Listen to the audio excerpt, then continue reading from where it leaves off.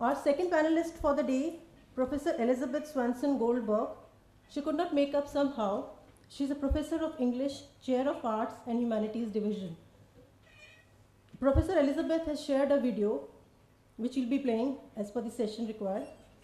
Professor Goldberg teaches intermediate and advanced courses in international literature and human rights, Babson's Interdisciplinary Arts and Humanities Foundation course, and the India portion of the Babson Brick course.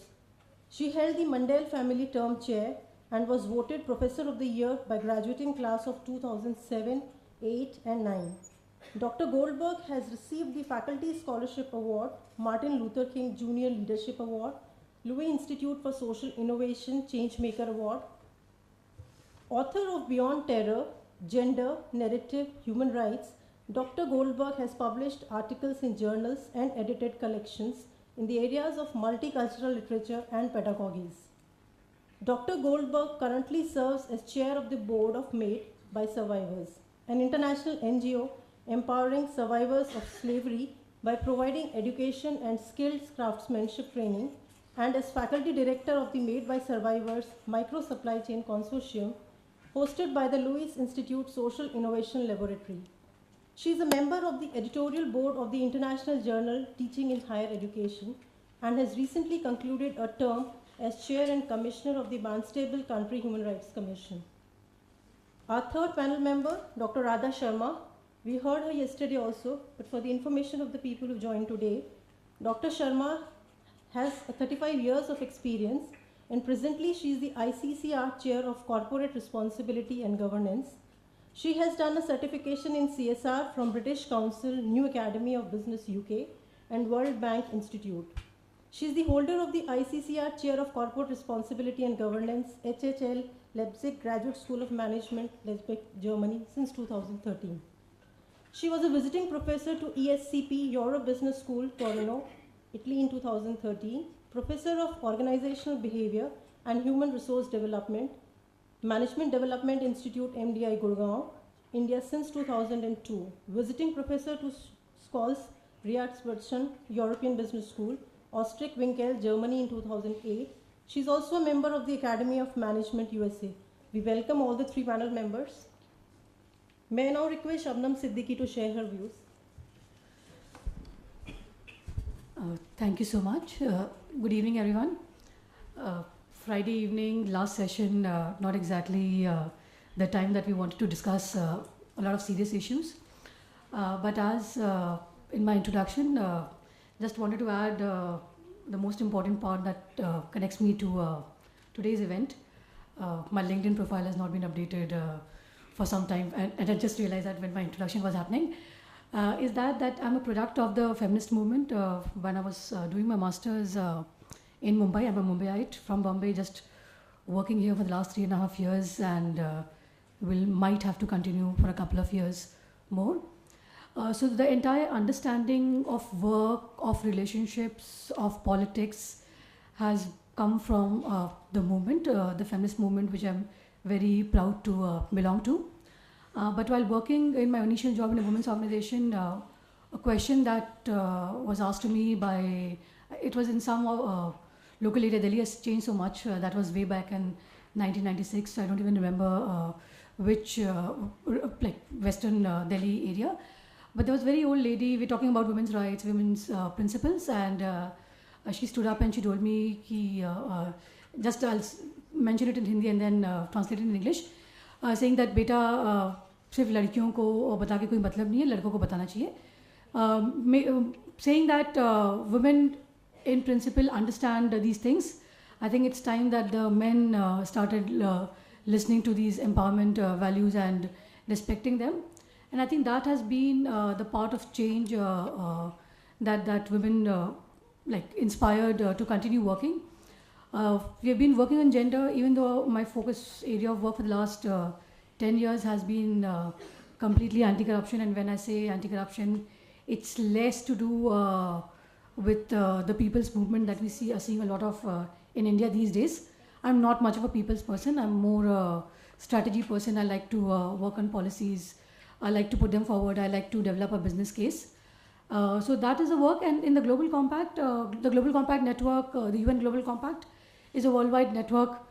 We are there in 90 plus countries, 10,000 plus companies, all the major corporations that you can think about, talk about are part of the network globally. And within India, we have around 185 member companies, public sector, private sector, small scale enterprises. And we have 350 signatories, basically who are not full-time paid members, who are not part of the AGM as such, but they are very active in getting work done. And what we have noticed in general is that as a country, as a society, we are very respectful of women. We have goddesses, we have a lot of other things. I think the 2-day, 3-day sessions would have covered all that.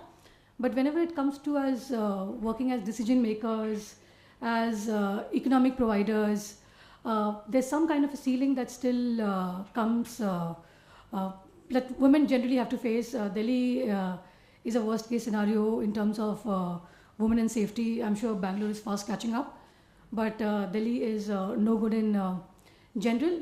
But apart from all the restrictions that society puts on us, within the Global Compact, we have noticed that eventually it is meritocracy that will take you a long way forward.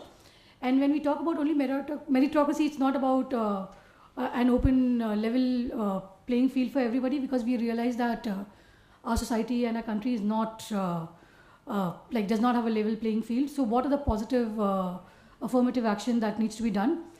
And within the business case, when the UN Women and Global Compact came up with these principles, they have 7 principles which are there on the website, some of which has been talked about here. But beyond the principles, beyond the how do you implement it? So for example, if you're talking about empowerment goals, what does empowerment mean? Will empowerment mean increasing the number of staff in your, like if you are a 1,000 member corporate, if you take it 30% reservation or whatever, 1,200, 1,300, you take more women, will that lead to empowerment?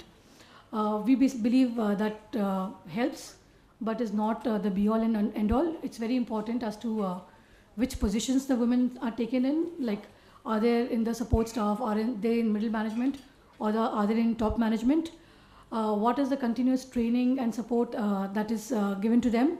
What's the kind of hand-holding and mentorship that's happening? And since the women empowerment principles have come up in the last 4-5 years, a lot of companies have actually, so people like to believe that they are gender sensitive, we respect our women, those kind of things. But when it comes to power sharing, I think power sharing, as we all know, whether it is across gender, across religion, across caste, is always a contentious issue. And unless you're conscious about the fact, it doesn't help. And I'd like to give 2-3 examples of companies of how this thing was taken care of. So there's Steinberg Electricals, the CEO had come to our one of our meetings, and he was mentioning that he was a global CEO, and they wanted for the India company, they wanted a women CEO. And they put out the ads in the best forums. They hired companies that would, like, you know, those hiring companies. And despite a lot of efforts out there, they could not get appropriate women candidates. The next, of course, the board said that let's get on with it, because business has to run. Business cannot stop. We hire somebody for now, and then we keep looking for a woman candidate. And he put his foot down and he said, no, if that is a mandate, that's what we'll do. And they recalled a couple of the other candidates to negotiate with them as to what are the issues that a woman at that leadership position will have. Is travel an issue? If women are having young children, will that require additional support from the company? If they are not married, single, does that have any kind of deviation on their work? And when they started questioning their own biases, they realized that it was less a matter of getting good candidates, good qualified experienced candidates from the outside, and more their own reservations that were holding them back to hire the best candidate possible. And once they went back to the board and came back with clear-cut ideas, they hired the next CEO within 3 months. So the Women's Empowerment Principles and the Global Compact and UN Women, what we have done is we have come out with this publication. I'll leave a copy with the institute. You can look at it afterwards. They develop a business case for women's empowerment.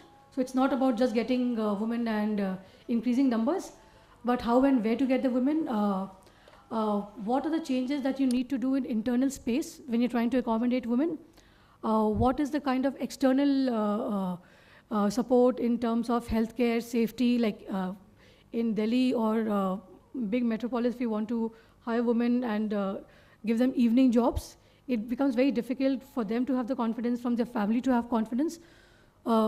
Somebody like me from Bombay, when I decided to shift to Delhi, there was a lot of uproar that there are a lot of good jobs in Bombay, and Delhi is not the safest city and all. So knowing these kind of external factors, what would be the ideal scenarios? We have also put out questions, because most of you are management students. So when you go to interviews, what is politically correct questions to ask when hiring? What is not? And what is the gray line between those two? And then there are case scenarios from companies who have, like, for example, Petrobras is a big oil company, and when they realized that they had to work with their, they had to do positive, they increased the numbers, and they had this questionnaire where they asked women employees what more support would be required.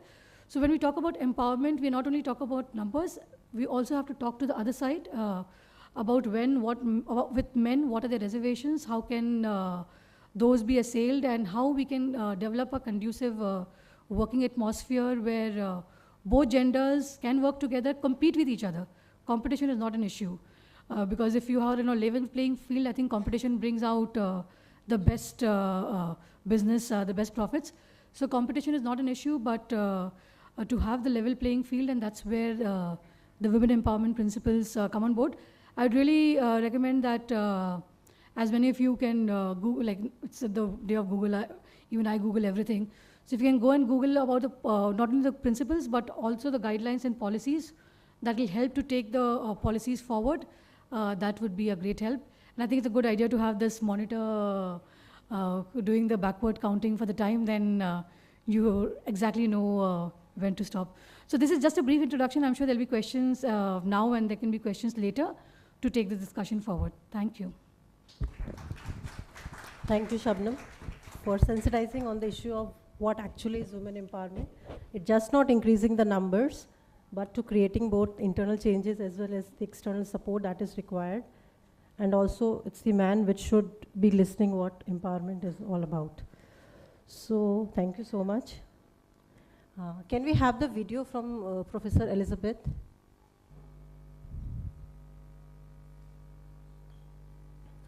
Greetings from Babson to the PRME community gathered at IILM in Delhi under the leadership of the wonderful Rakesh Chowdhury. Hello, Rakesh. And to all those who've joined the conversation about educating responsible business leaders. This job of educating responsible business leaders is made more difficult because of the global landscape in which we find ourselves, facing such grave challenges as climate change, political unrest and violence, poverty and inequity exacerbated by scandals in global finance, and increased migration resulting from all of the above. The question we face is what schools of business and management, and more generally, colleges and universities, regardless of discipline or focus, can contribute to transformations that would create greater balance and equity across the globe, that would improve sustainable solutions to scarce resources and negative climate impacts, and that would increase the chances that all human beings, regardless of race, caste, class, sexual orientation, political commitment, or gender, have the means to live dignified, fulfilling lives.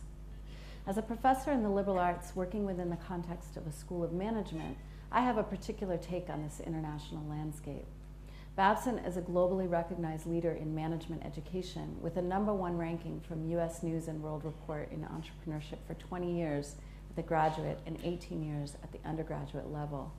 While Babson reaps the benefits of its hard work in the form of an ever more accomplished student body and the accompanying rigor and excellence in and outside the classroom, it's worth asking again and again What are our responsibilities, both to the students we're charged with educating and to the world in which they will emerge to do their work? How can we contribute to the goals of equity, sustainability, and dignity worldwide? We found that our relationship to the PRME is a powerful way to situate our mission-specific goals. As one of the PRME champion schools, those colleges and universities around the world who've embraced a leadership role in advancing its mission, Babson has been privileged to work closely with the PRME within its larger UN context. Certainly, the 6 principles provide a vehicle to support the larger UN development goals, which are themselves in a major transition mode as the Millennium Development Goals are transformed into the Sustainable Development Goals to be launched in September 2015. The leading role of the Global Compact in advancing the SDGs indicates the commitment of business leaders to using business and commerce to reach toward equity, sustainability, and dignity. As George Kell points out in his introduction to the Global Compact Yearbook of 2014, which focuses on the development of the SDGs, the contributions of the global business community to this work of development and sustainability itself indicates major change, resulting from the creation of both the MDGs and the Global Compact 15 years ago. Before talking about a particular educational model designed to meet the challenges of the PRME principles, while also addressing gender equity and women's empowerment, I want to take a moment to talk about how being a signatory to the UN PRME has impacted our work at Babson. Signing the PRME coincided with and informed a change in the mission of our college, one that has enabled all kinds of work that was already in progress to take shape now in a new and more overt form. Up until 2010, the Babson College mission statement read, "Babson College educates men and women to be entrepreneurial leaders in a rapidly changing world. We prepare them to identify opportunities and initiate action that result in genuine accomplishment."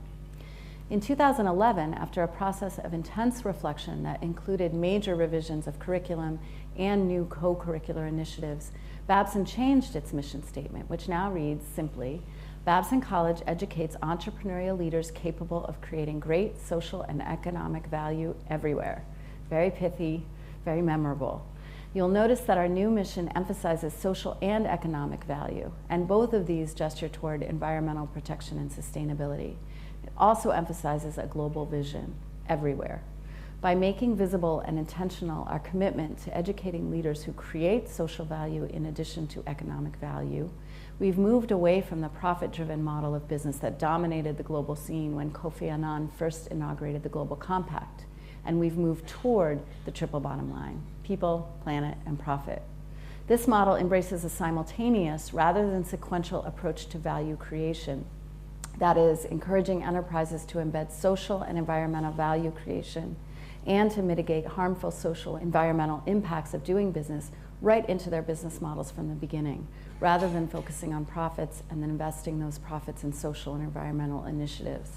Our new mission gives greater visibility, legitimacy, and coherence to a great deal of work that had been going on around the college and manifests in broad curricular reform and radical new co-curricular initiatives.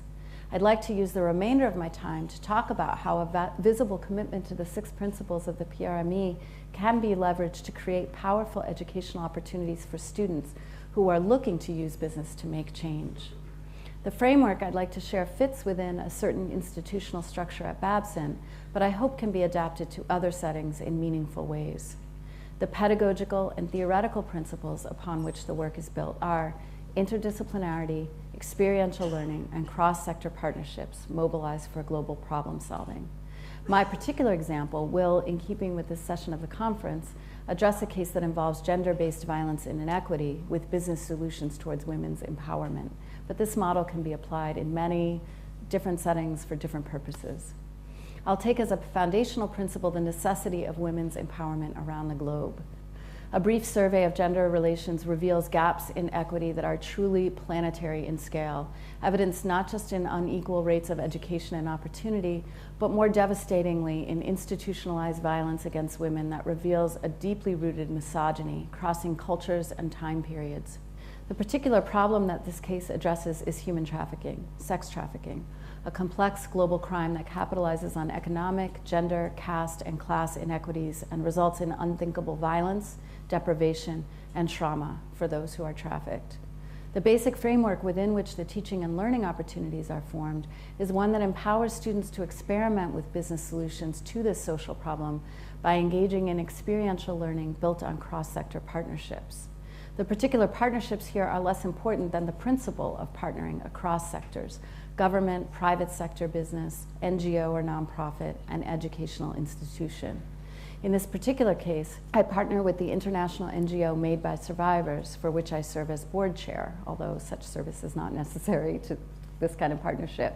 We work together to offer educational opportunities for students that result in real change for the organization and its objective to empower survivors of human trafficking through employment, education, and hope.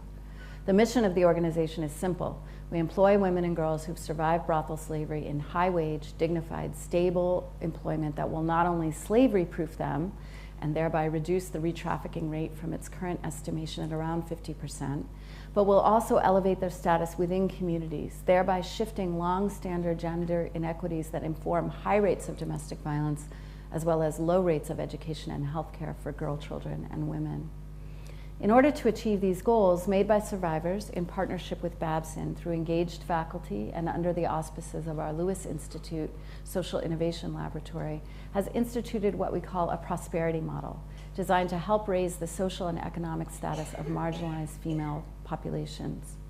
The Babson Made by Survivors prosperity model is built on 3 unique principles, the first of which is a commitment to the large investment required to support women who've been constrained by poverty, discrimination, and the violence of forced marriage, domestic abuse, or trafficking as they move from social and economic marginalization to holistic prosperity.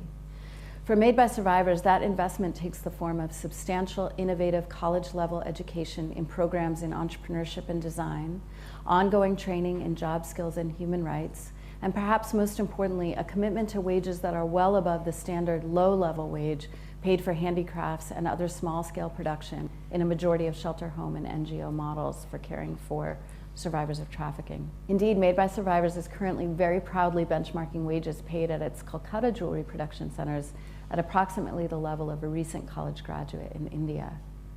Our second principle is a commitment to a migratory business and production model that will enable survivor artisans to retain and leverage the job training skills received during their aftercare treatment as they move back home to restart their lives.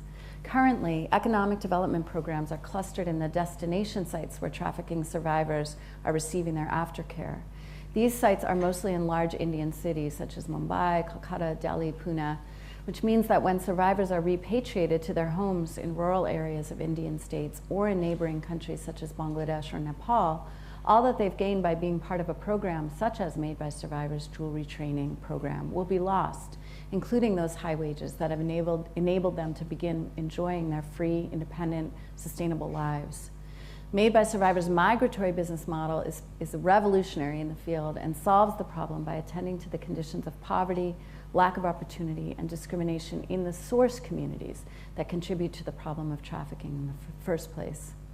And our third principle is a commitment to helping to eliminate gender discrimination by providing a range of choices in livelihood, each of which comprises dignified, creative, sustainable, high-value employment within the context of the norms around gender, caste, and class of each setting.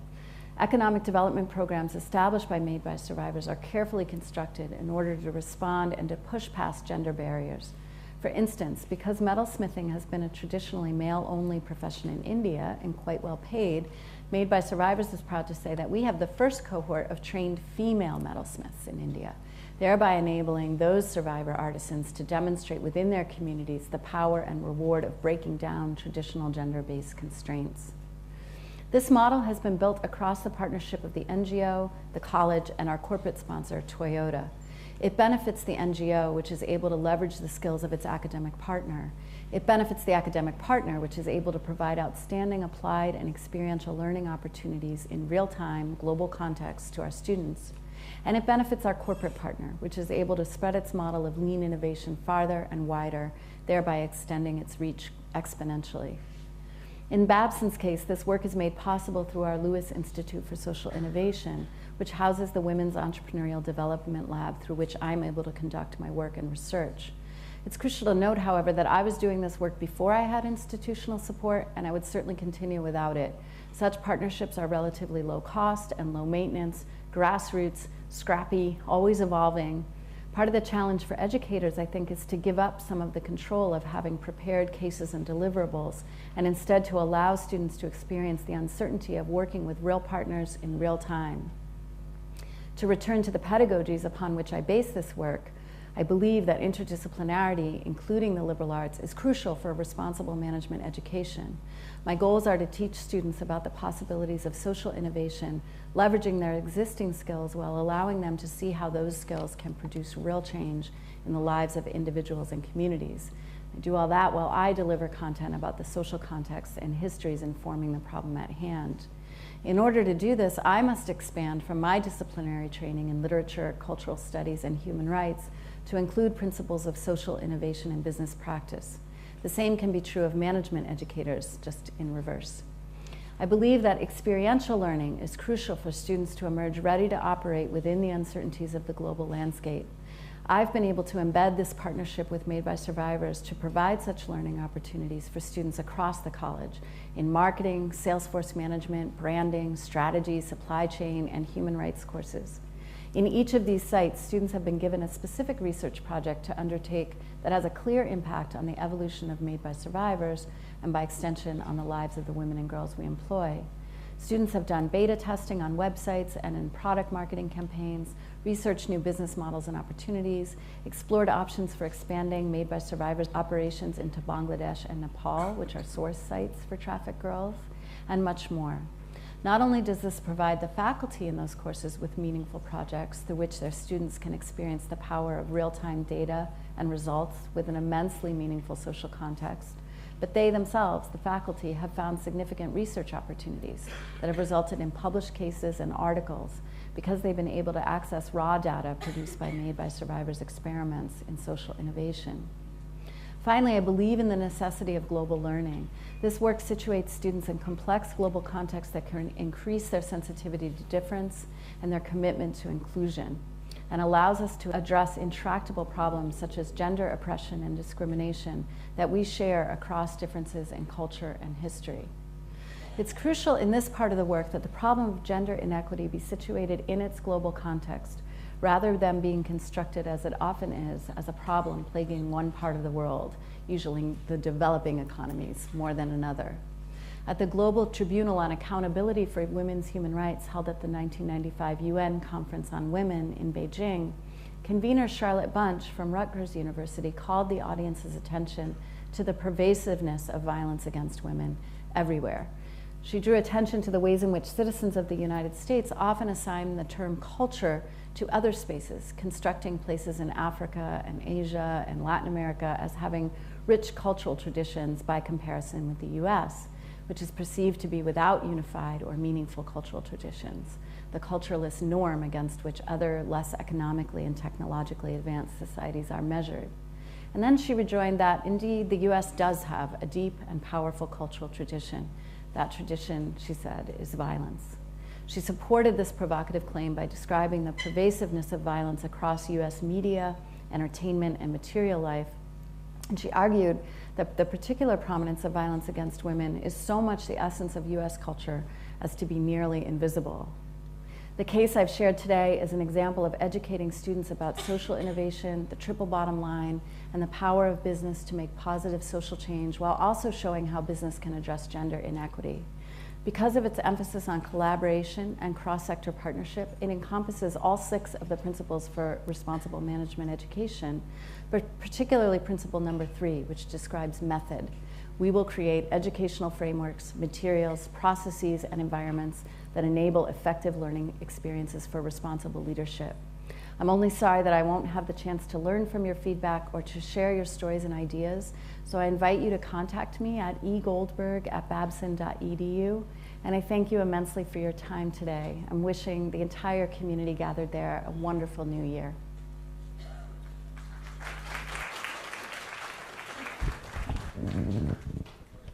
It was an interesting video. I mean, she's talked about how being a signatory of PRME has really changed the mission of the institution.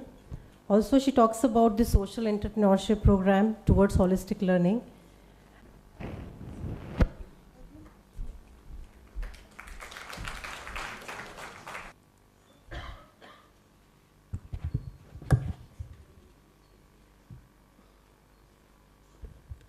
Good evening, ladies and gentlemen.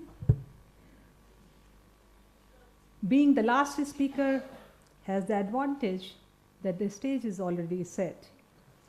We have had two wonderful presentations by Shabnam and Dr. Goldberg.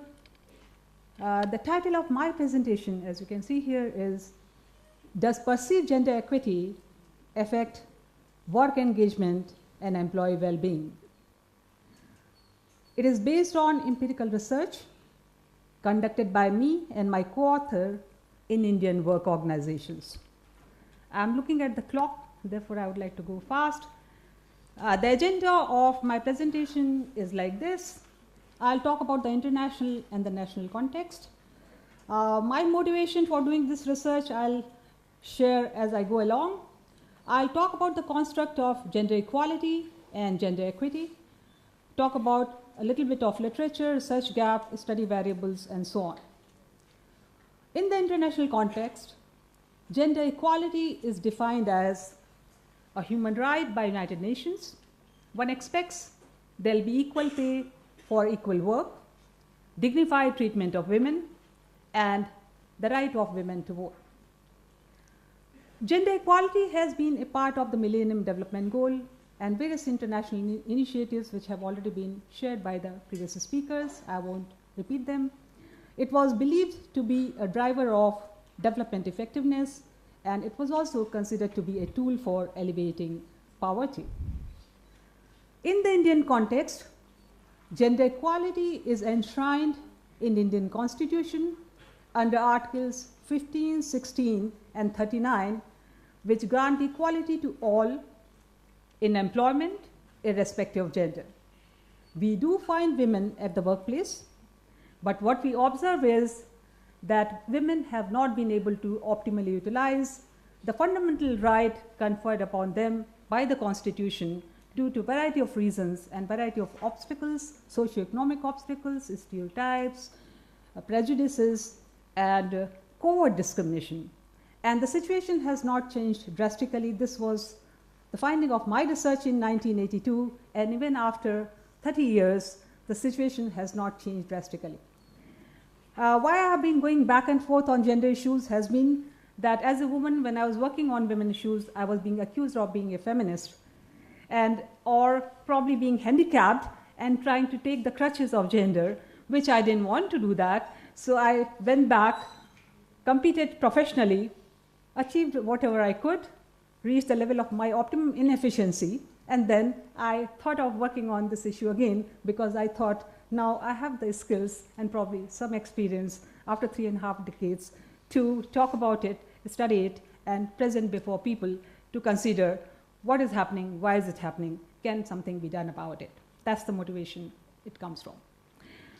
When I looked at the literature, I find a lot of literature is there on gender equality, but when it comes to gender equity, there was hardly any literature.